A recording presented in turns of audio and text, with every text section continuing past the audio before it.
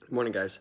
I sat here for about 10 minutes before I hit record, just because it's February 2nd, by the way, and the scripture reference is out of 1 Corinthians 19. It's actually, I'm sorry, 1 Corinthians 9, and Paul is in the middle of explaining to the Corinthian church why he has to preach the gospel, and why he does not exercise his liberties.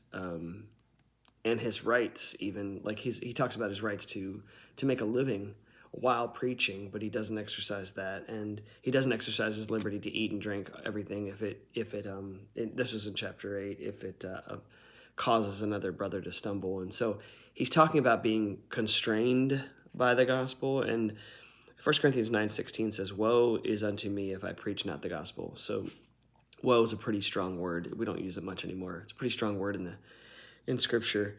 It kind of means death and destruction, and just I'm trying to think, all bad things is the way I would put it. So he talks about being constrained by this necessity to preach the gospel. And it's interesting because in Chambers kind of reflects on that.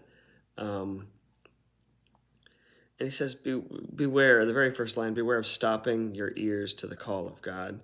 And I think that's a pretty easy one to kind of reflect on, that statement. But later down, it's interesting. He says, there's nothing easier than getting saved because it's God's sovereign work. Come unto me and I will save you. And he Chambers kind of says, it's a simple thing, but it's for us to do. Paul and one of the things I like to do when I get the references to read the whole chapter, and Paul in chapter 9 talks about, and I really really like this at the end of chapter 9. If you want to go to 1 Corinthians chapter 9, he says, "I have become all things to all people, that by all means I might save some." It's actually a really poetic sentence, but it's an interesting thing. He talks about becoming weak to the weak and becoming free to the free, and those under the law, he became as one under the law. And so Paul Paul is talking about whatever it takes to bring the gospel to people. That's what he'll do. And Chambers then takes this and talks about being separated unto the gospel, and he says in the second paragraph here, Paul's words have to do with being made a servant of Jesus Christ, and our permission is never asked as to what we will do or where we will go. God makes us broken bread and poured out wine to please himself. And the reason why I sat here for 5 minutes, 10 minutes, whatever, before I hit record, it was I'm literally reading this and thinking and kind of going, and I would encourage you to do the same. Reflect on your own life and say, am I broken bread and poured out wine?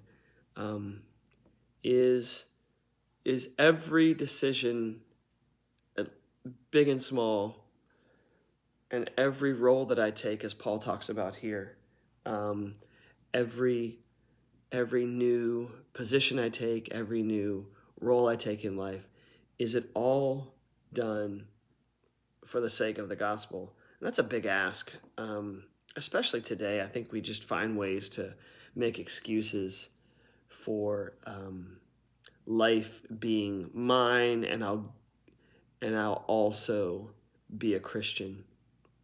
I'll also be a follower of Jesus. And in all candor, I'm sitting here reflecting: are the decisions I'm making, the roles that I'm taking on,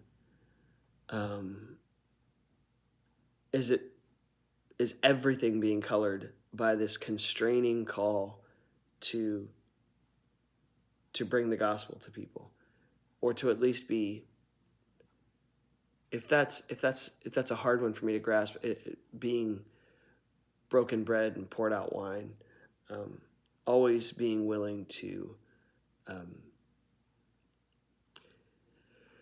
I hesitate to even give words to it because I would say prioritize, because prioritize is not what Paul's talking about. He's not talking about prioritizing the gospel. Um, we're going to talk about this more in coming days, but for now, I'll leave you with that. If that's a little ambiguous and confusing, I apologize, but guys, have a great day.